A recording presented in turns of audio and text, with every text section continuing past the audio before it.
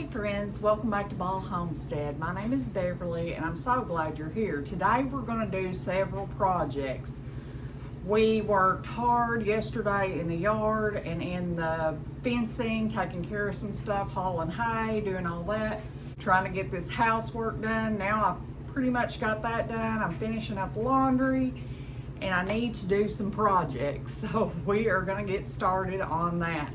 We're going to start out today working up all of our green tomatoes that we pulled off those vines that I pulled out of the garden. And we're gonna make some salsa verde. It is so delicious. We absolutely love it. We use it in enchiladas, in all kinds of Mexican dishes, and it is wonderful. And it's a good way to use up your green tomatoes. The first step of making salsa verde is grinding all your tomatoes, your peppers, and your onions up. Here I'm starting out just doing my tomatoes. I'm cutting them and then I'm just going to dump them in my pan. We need 7 cups for this recipe, and we have that. We have just right at 7 cups. I had a couple left, but that's okay. We can save them for the next batch. Anyways, we're going to continue to chop those up. You can also roast these first if you would like. But on this day, I had 3 big projects that I wanted to get accomplished, so I did not roast them. I've done it in the past and it's delicious, but on this day I decided to just chop it and cook it. In the Ball canning book is the one that I used, and this is how it describes to do it anyway. So there's many recipes out there, and I've tried different ones, but this is always my fallback one when I'm in a hurry and I need to get it done. Now I've got my Ball book of canning. It's the Home Preservation, Complete Book of Home Preservation by Ball. And I used that salsa verde recipe in there. We needed 7 cups of green tomatoes. We have those here. And you can add 5 to 10 jalapenos, habaneros, just whatever kind. We added sweet peppers because that's what we had. We're gonna add 2 cups of onions. I'm gonna get those chopped. All right, we got our onions chopped. We're gonna add those. I just used the onion and a half that I had left from our Hello Fresh meals because, you know, my husband doesn't care for onion unless it's really cooked down. But in things like salsa verde and stuff like that, it will be really cooked down. Next we're not adding cilantro because my husband doesn't like it. I love it, but he don't like it. We're gonna add some salt. I'm gonna add a couple. Well, I've got some that's open. Let's use that. Couple of tablespoons of salt, some pepper,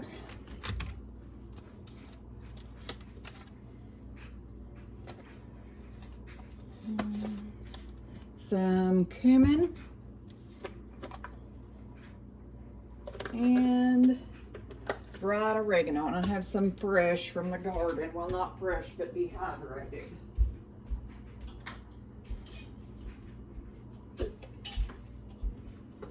Smells wonderful. I'll add some of this. Okay. Now we need, let's see, a half of a cup of lime juice. We're going to use lemon because that's what I have on hand. I guess that's going to be your acid for this.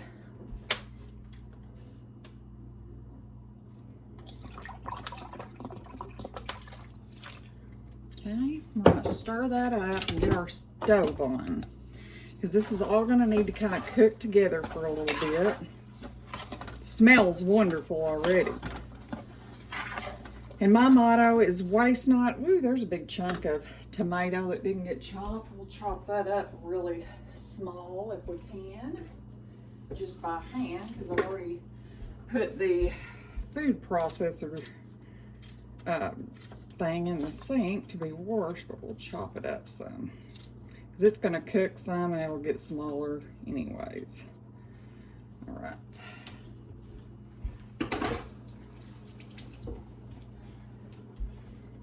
All right, we're just going to, it says prepare canner, jars and lids. We've got our small water bath canner. I've been putting up all my canning supplies except my little water bath canner for small projects.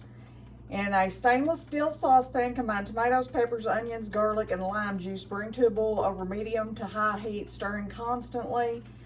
Let's see, reduce heat and boil frequently for 5 minutes. Remove from heat and ladle in your jars.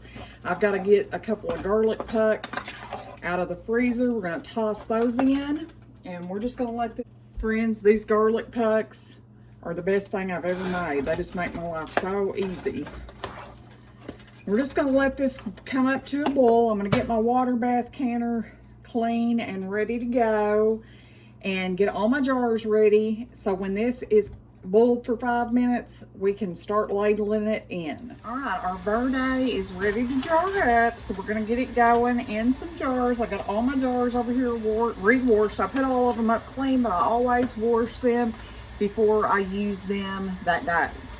So we're gonna get all this jarred up, and I can only process 4 pints or 5 half pints at a time in this, so we'll have to do several batches. And these are going to water bath can for 20 minutes. So I'm going to turn this heat off and get these jarred up. All right, we're going to start with that. And we're going to start by doing our half pints, because for me and Wayne, the half pint is a perfect amount. So we're going to start just dishing this into our jar.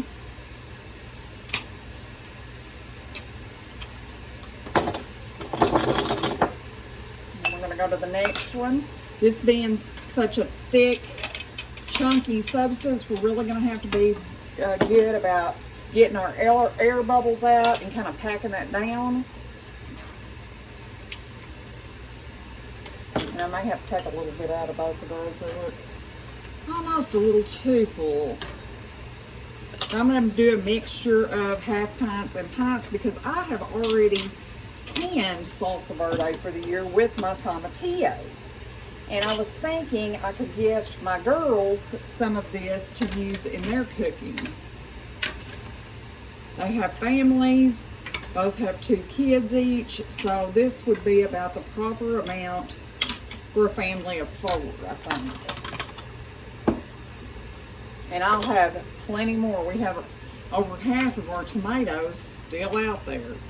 But I am waiting because we wanted to see if we could get a few more off of those vines and go from there.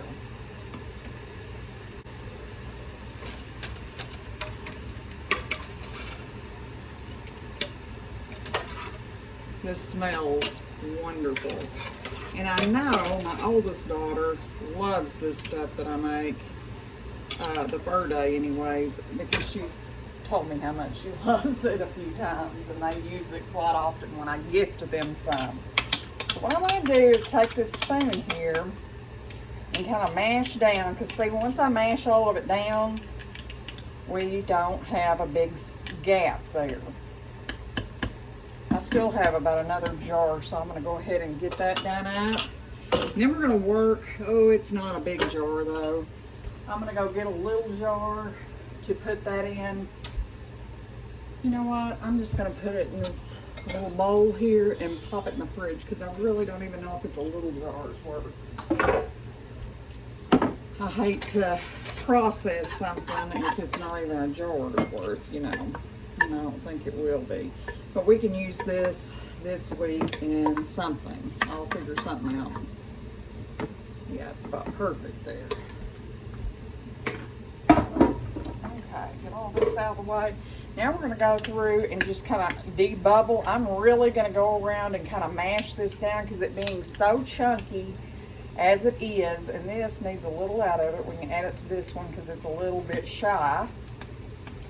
Debubble, and that's going to be about the right headspace on that one. Same with this one and this one. This one's a little bit much. I'm going to just stick it right there for the moment. This one's about right, maybe a little too much. We'll put it over here in our bowl. Shoot, by the time we get done, we may have another little jar. Actually, I think we will, because I'm going to have to take a little out of this one. I'm going to go in there and look. I think I have a smaller jar that'll fit in. I think it will work.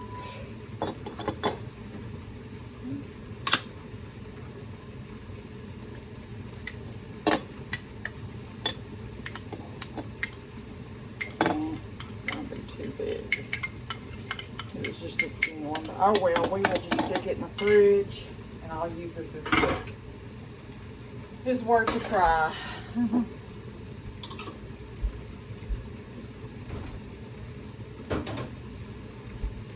Okay, back to this. Let me get my wash rag. We're gonna get these rims all cleaned. I want to do a really good job because like I can see some of the verde on the outside edge, and I want to make sure all that is off so it doesn't inhibit my seal.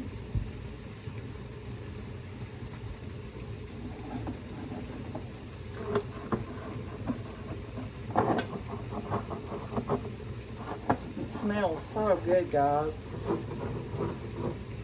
Okay, get these lids on. We're going to do the 4 half pints first, and then we'll go back and do the 3 pints. We'll have 2 batches. 20 minutes.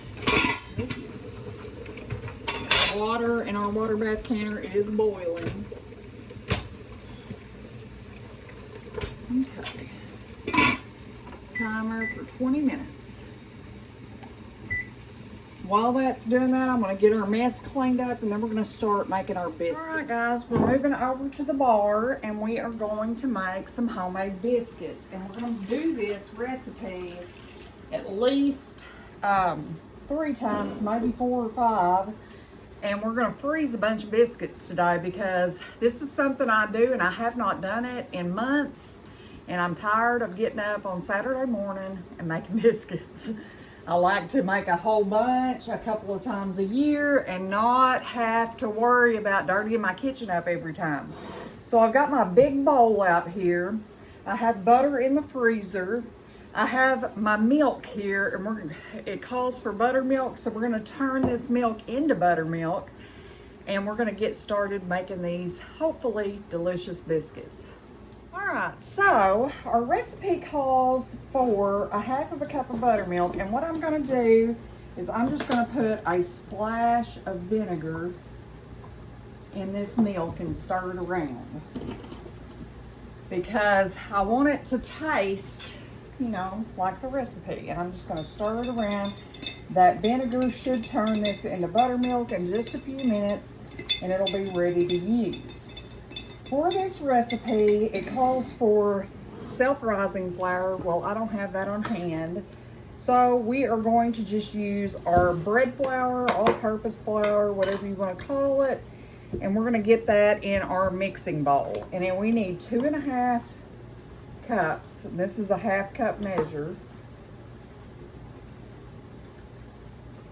1, 2, or 1.5, 2, and 2.5. And we are going to add our baking powder and salt to make this a self-rising flour. We're just going to add our baking powder, and we're going to give this a little whisk, and then we'll finish what we need to do here. We're going to make 1 recipe of this at a time. Actually, I could probably do 2. So let's do that. I added quite a bit of baking powder there. So let's go ahead and do this again. And we'll add a little more salt. That's 1, 2, and 1/2. And we'll add a little more salt. I added quite a bit of baking powder there, so we'll just whisk all this flour together. And now we need 2 sticks of grated butter. All right, I couldn't find my big box grater. I'm not sure what I've done with it, but I found my little grater, and we're just going to grate these frozen sticks of butter. And this may take a minute. into our flour mixture.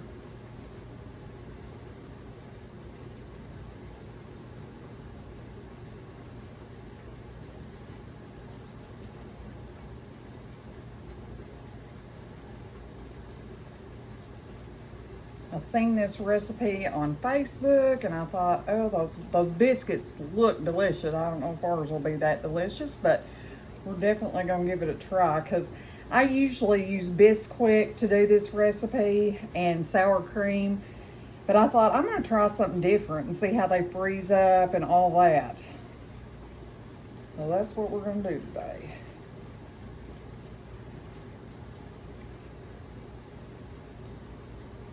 This is doing a pretty good job, so I gotta do one more stick.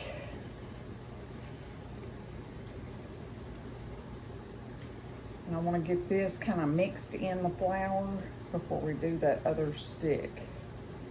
Because I don't, and this, when it gets down like this, I'm just gonna cut it up. Because I don't want to scrape my hand and I got big old fingers, so I'm just gonna kind of shred it off like so in little pieces. And we're gonna take our whisk and whisk all this in.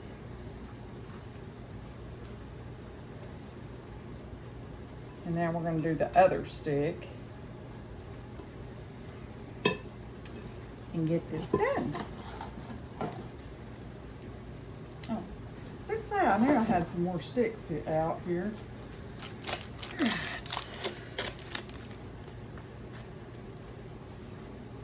Oops, wrong way.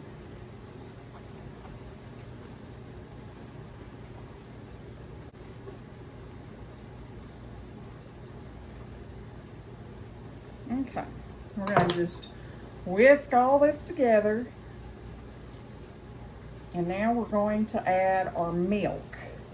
And we need 2 cups of buttermilk. So I'm hoping I have enough here. If not, we'll just add sweet milk as the rest of it. But there's 1. I mean, 1.5, so 2 is going to be about perfect. I mean, it's going to be a little bit of sweet milk, but that's okay. Next time I do this, if these turn out well, I will try to pick up some buttermilk. All right, now we're going to mix all this together.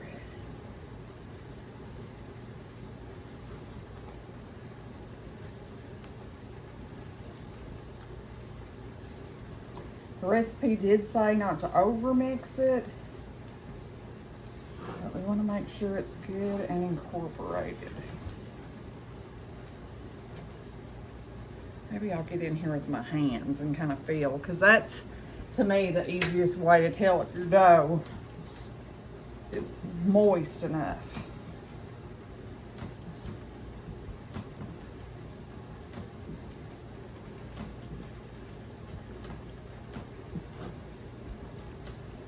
Okay, I'm gonna get my kneading board out, or kneading mat, and we're gonna get these kneaded. I think they're gonna be all right.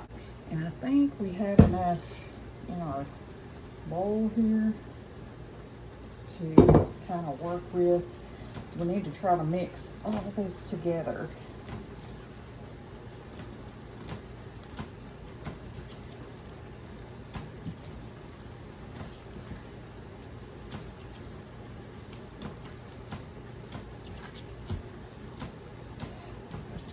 Perfect, guys.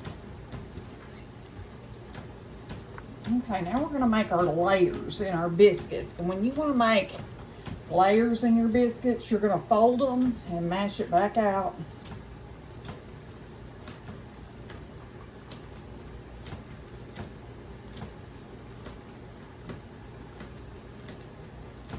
Fold them again.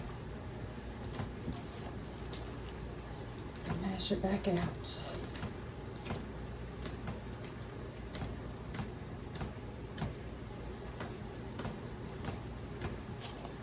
I need just a hair of flour because I'm really sticking here.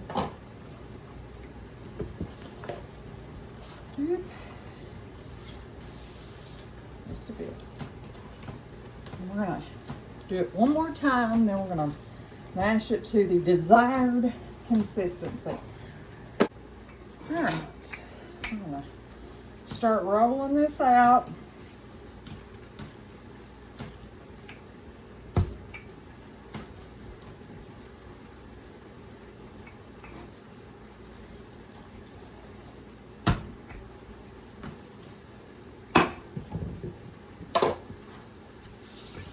I'm just putting very little flour down here just to get it from sticking.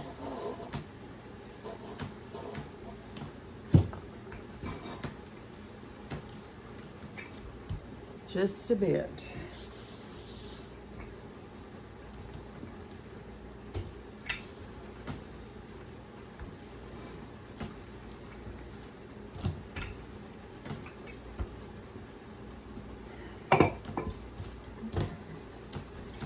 These a little thinner.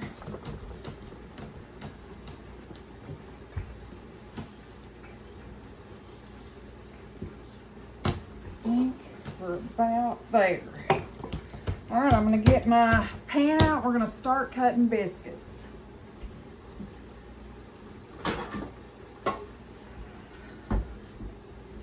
All these are gonna be throws today because we don't need them today, but I am going to go ahead and take our first batch of verde out and get another one going. Got a piece already cut here. We'll just use that. Okay.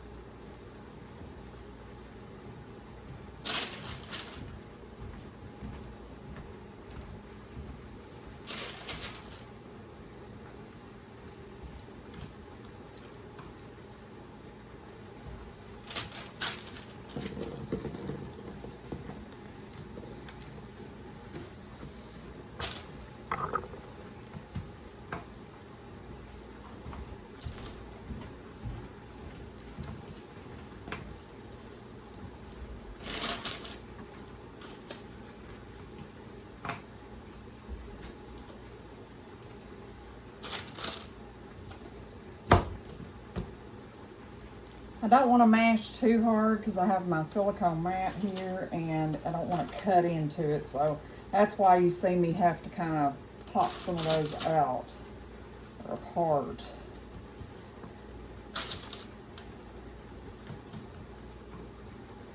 Alright, put all this together and we'll just layer this on this one tray because this is going to last us several weeks. I probably won't go back and make another recipe because we usually eat 4 at a time, so this will last us over a month. We'll just see how these are and see if we enjoy them, and if not, we'll go to another recipe. But these looked delicious. We'll see how well they freeze also.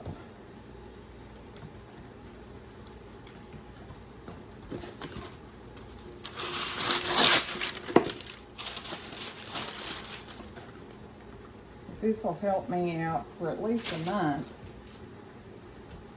Then we can do it again. Maybe try a different recipe next time.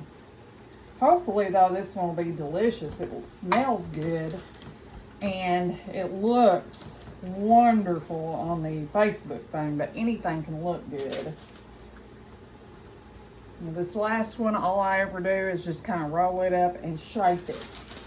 So we got 1, 2, 3, 4, so 12, 16 biscuits out of our double batch recipe. And we're gonna pop these into the freezer and we're gonna get started on our next recipe.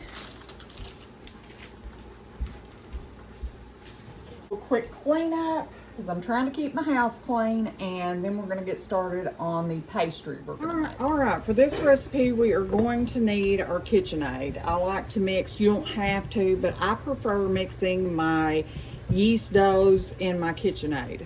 And we're going to just half this recipe because it's just weighing myself and I don't need a whole bunch of pastries around here. So what we're gonna do is we are going to add a cup of warm water to our bowl. A cup, I believe it is, and a quarter. It's half. So there's a cup, and I'm going to add a quarter cup also. Now we are going to add our yeast. And I keep my yeast in a jar in the fridge because I buy it in bulk. We use a lot of yeast around here because I make a lot of our rolls and such. And I'm just going to put about 1.5 teaspoons in there. And then we're going to mix that together. I'm going to just use my Dutch dough hook here. Mix that in. And now to feed that yeast, we need a little bit of sugar.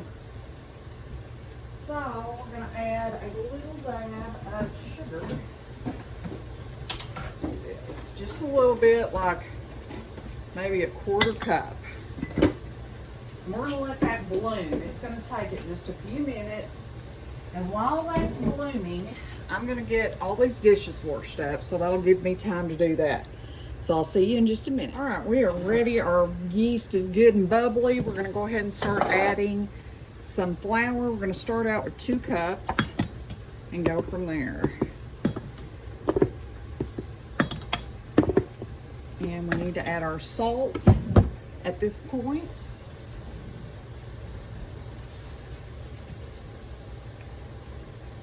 And we're going to get that mixing.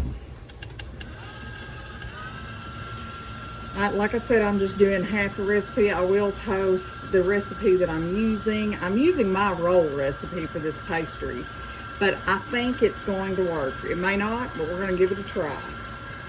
But I'm doing a half batch because it's just weighing myself, and there is no need in us having all those yummy pastries sitting around the house. And I think 2 cups are going to be perfect. So we're just going to let that mix, and I'm going to get everything else put up here. Okay, it's perfect. It kind of pulled away. The dough is soft, and that's what I like, a nice soft dough. So what we're going to do, instead of wasting dishes, is we are going to just take our dough, and I'm going to spray it with our cooking spray here. And we are going to, just knead it one time and cover it and forget about it. I'm going to do this side too. For just a few minutes. The lid won't stay on. All right, we're going to let that set until it doubles in size. All right, the last of our verde is done. We're going to get that out. We ended up with 7 beautiful jars, 3 pints, 4 half pints. And y'all, I'm still loving these superb lids. I've not had a, knock on wood, a failed seal yet.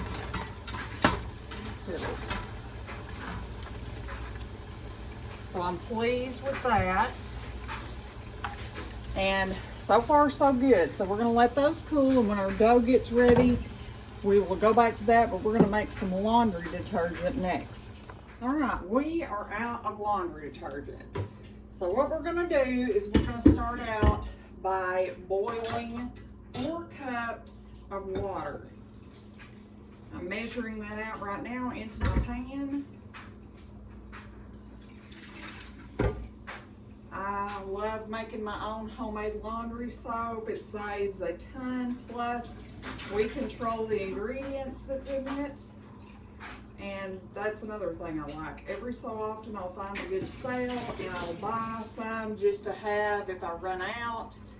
But most days, most of the time, we use our homemade soap, and I have for years.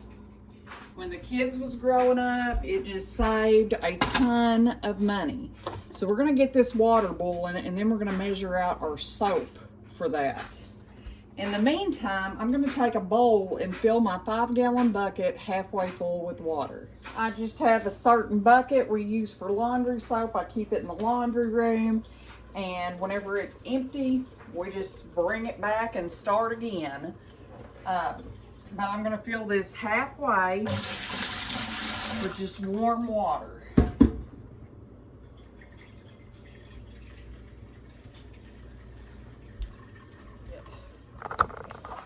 get all this off here. So we have a cup of our soap, and it's the Zote.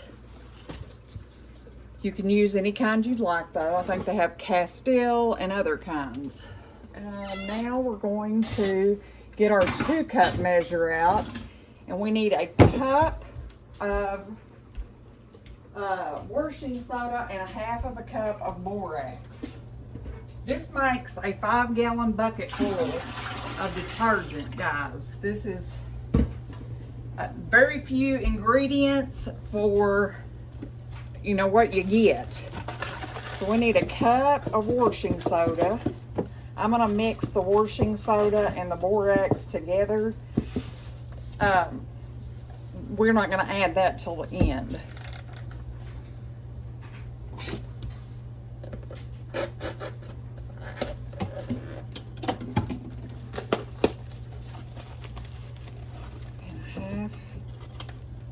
Cup borax. All right, all that's ready. Our water is starting to boil, so we're going to turn over here to the boiling water, and I'm going to show you what we're going to do next. All right, all we're going to do, our water's starting to boil, is add our cup of soap. And I'm hoping this melts really good, because in the past when I've grated it, it takes forever. But we're going to melt this soap down until it's kind of liquid form.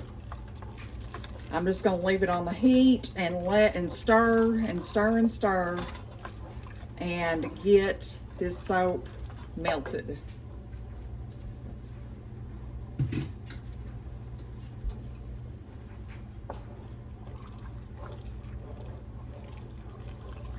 Smells wonderful.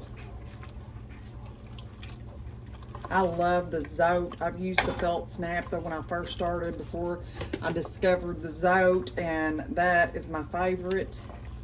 I love the smell of it. I feel like it cleans really good.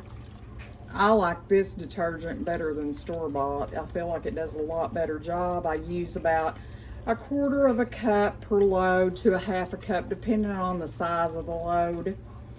And this will last us for 6 months probably.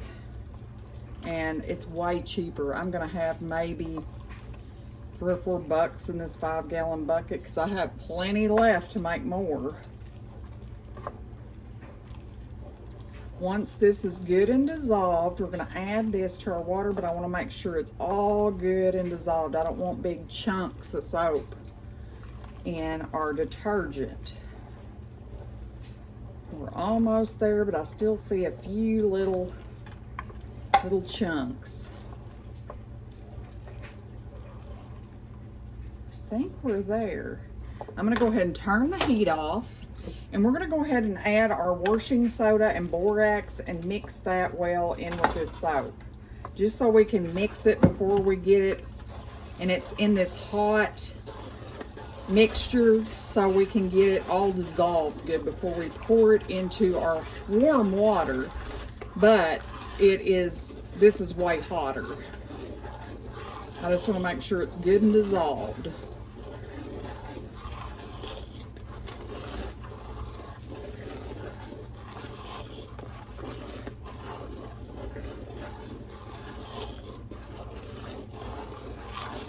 This is a huge time and money saver, because like I said, you can make a 5-gallon bucket at a time, and these ingredients will make this at least 3 more times. So I'm gonna say it's not gonna cost you but a few bucks to make a 5-gallon bucket of laundry detergent. We're just gonna mix this just a little bit more, then we're gonna add it to our bucket of water. Tomorrow, when this is nice and cool, I'm gonna add some essential oils, but you don't wanna add those while this is hot, because it's gonna just kill the scent. But you can add that tomorrow when this is nice and cool. It's gonna gel up. I'll show you tomorrow whenever I get in from work what it looks like. But we are good and mixed now, so we can add this to our bucket of water over here. All right, we're gonna add our concoction here and mix it good.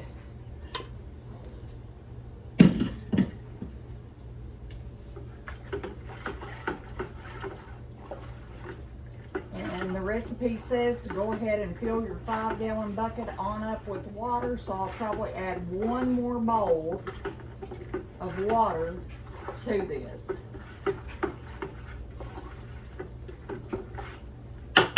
And that's it. It's that easy, guys.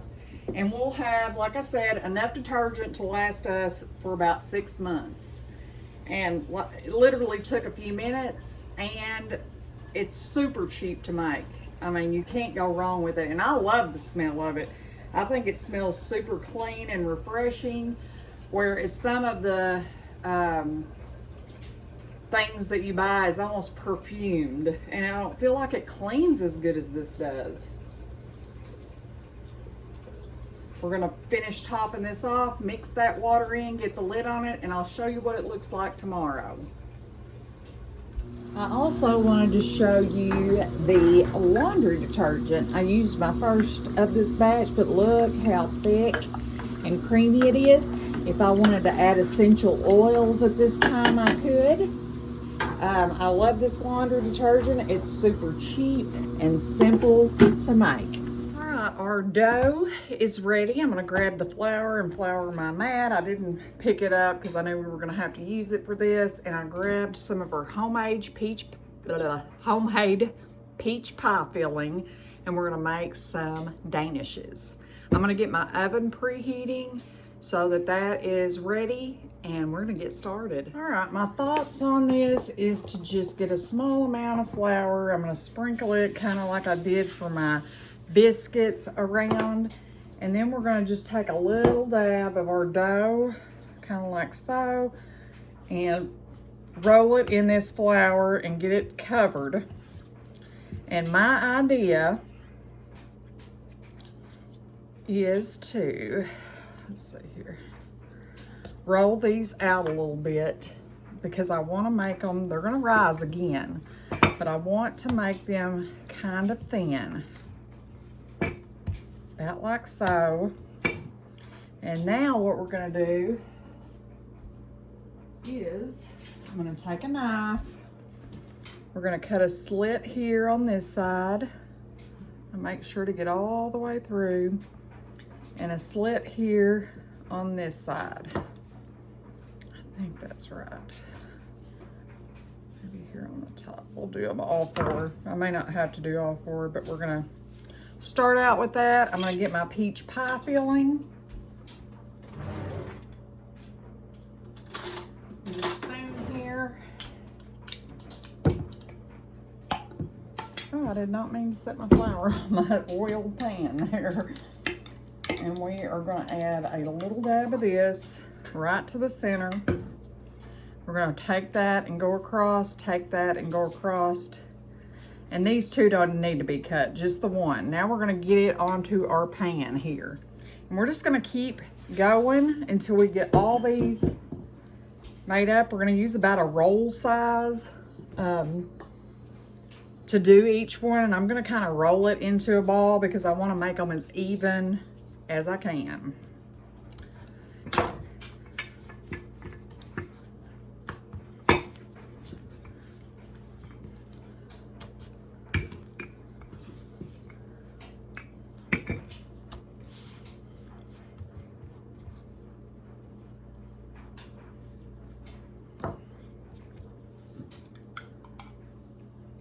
Little dab in the middle, across and across onto our pan. I'm really liking this. This is coming together well. I'll show you what we have when we get done. I'm going to put a little more flour on this and my rolling pin here because everything's kind of sticking. And we're just going to keep plugging along, guys. I'm excited about these. Wayne made us a yummy, we've never ate it before, and he was really wanting to try it. In our local nursery, she does all kinds of neat stuff, baked goods and stuff. I actually bake for that place, and I deliver weekly, and she has the neatest stuff in there. Ice cream, homemade ice creams, all kinds of meat, and she had some Wagyu beef. My husband has been dying to try some Wagyu beef forever. So I got some for him to try. And it was amazing, y'all. The texture and the flavor was out of this world. It was just hamburgers, but oh, we thoroughly enjoyed it. He's got enough cooked for his lunch tomorrow. And anyways, we're gonna make these danishes. We may try later for a little dessert and go from there. We've had a good weekend though. We've got a lot accomplished. The weather's been gorgeous. And we have really, I've got a few things I need to do outside, but I'll do them after I get done with all my house chores.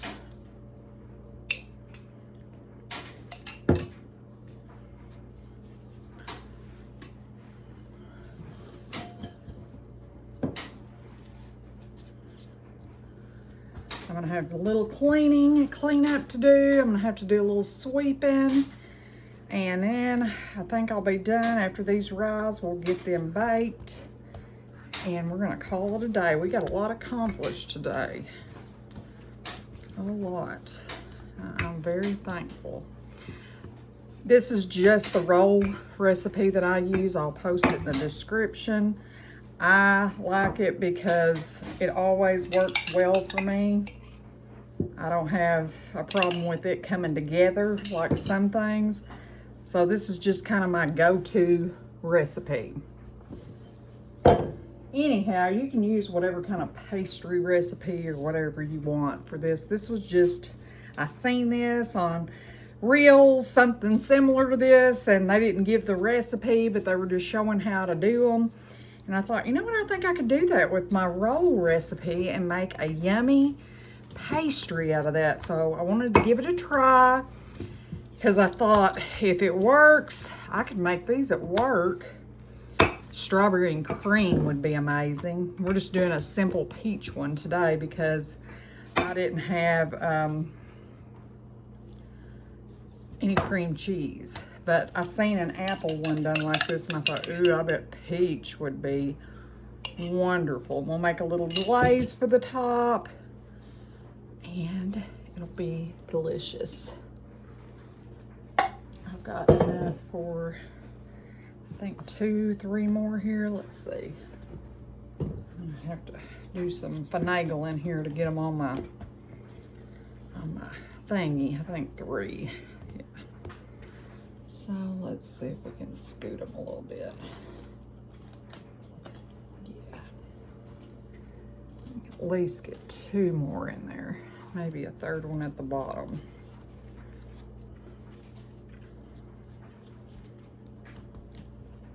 We'll let these rest after we get them all rolled out and filled for about 15 minutes, and then we'll get them in the oven and bake them, and we're gonna make a sugar glaze to go across the top. They're gonna be beautiful.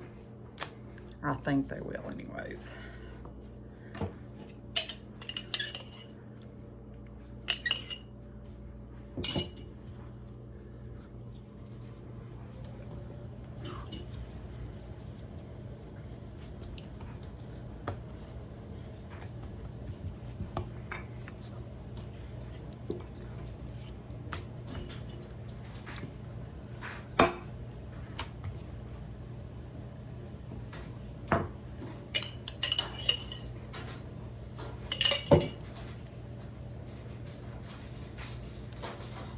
I think I can fit that other one right there at the bottom. We're gonna try it anyways.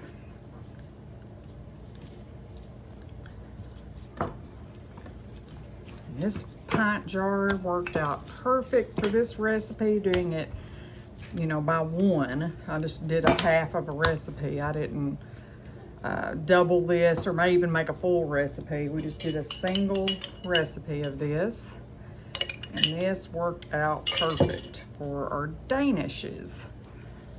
Now we're just gonna let these rest for a bit and then we're gonna pop them in the oven. Look how beautiful. They are just wonderful. They smell so good. All we're gonna do is make a simple glaze with a little milk and a little powdered sugar, and when these cool, we're gonna drizzle it over the top. All right, we're just gonna make a simple glaze. I'm just gonna take oh, probably a cup and a half of powdered sugar here. And we're just gonna add a splash of milk and mix. And if we need more milk, we'll add more milk.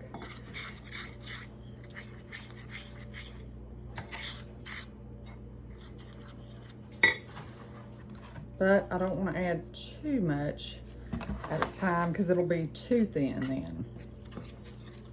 This is going to be about perfect, I think. Like I said, just a splash at a time.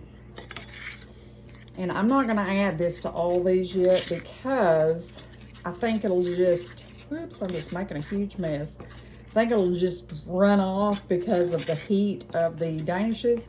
But I'm going to get one out and we're going to give it a taste test because these smell so good, friends.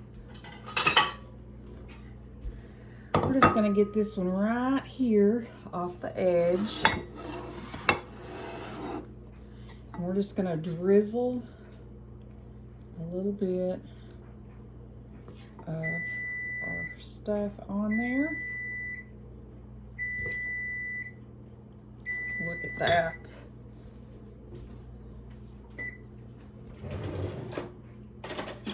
Now for the taste test. I want to be sure and get a little bit of each thing. Let's see. A little peach.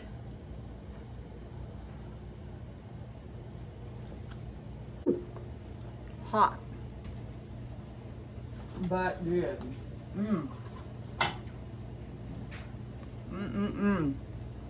That is so yummy.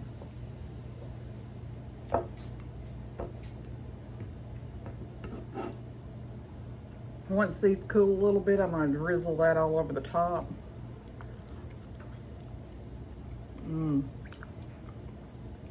Delicious.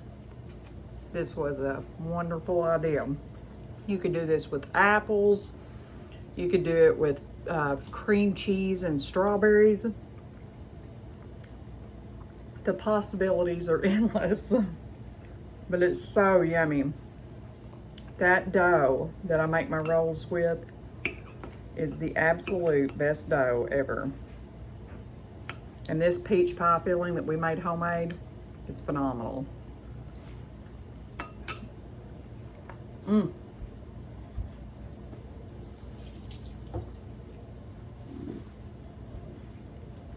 We made that together. It's probably been a month or so ago, and I have a video on that, so look for it if you're curious on how to make it. All right, that's all we're going to get done today. I've got some fence work to do, and I will see you the next time that I record. Our youngest son is an avid hunter and fisherman, and he usually keeps us in deer meat. He has never failed to thus far. He's grown and lives on his own, but he always makes sure to take care of us, and we so appreciate him and are thankful for all that he does for our family.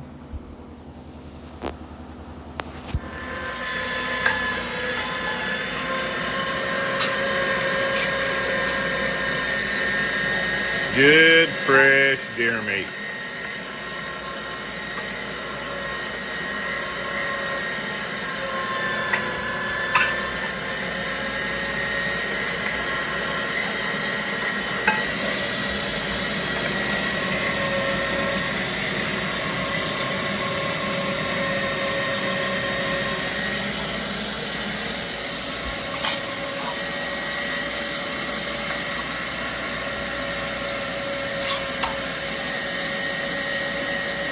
Beverly's son Pete shot this 9-point buck during the hunt this past weekend. She swung by and she's doing a little processing. Oh yeah.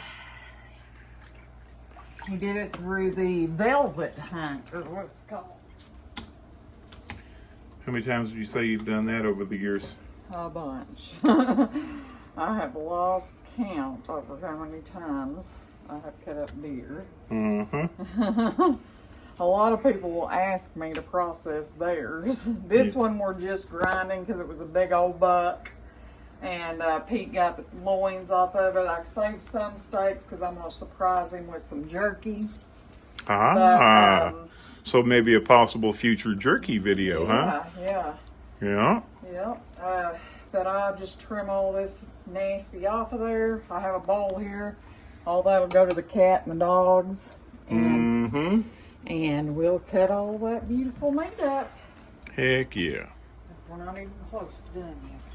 There's quite a few of the packs. Is just mostly deer burger, or is there also steaks, you said? I saved some steaks to make some jerky for Pete. Heck yeah. For him. There's a little operation going there. Got the vacuum sealer going there. A little deboning and whatnot going on over here. It's a one-woman show. I just got out of my truck, stopped by Home Depot, picked up some 2x4s for a project we're going to be doing around the homestead. But as you can see, as usual, she's a busy girl. All right, guys, I just finished cutting up and packaging all that deer.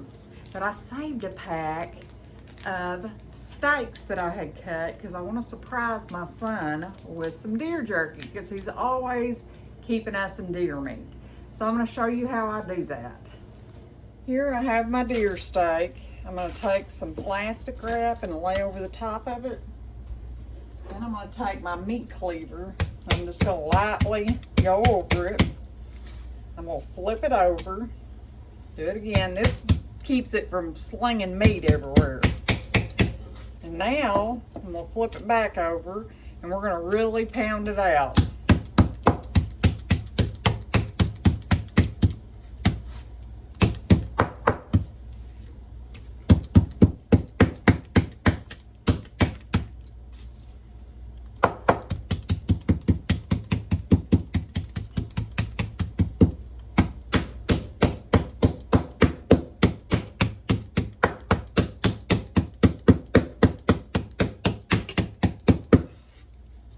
Look how much bigger that steak is now. We're going to flip it over and do that again because we want this as thin as we can get it.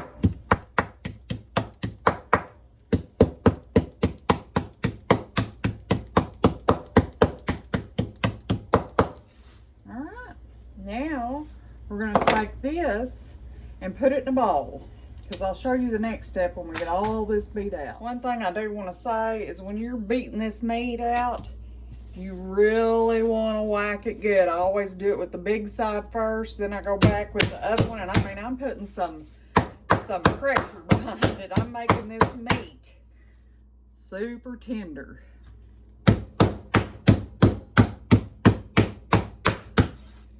I want it to be thin and very tender.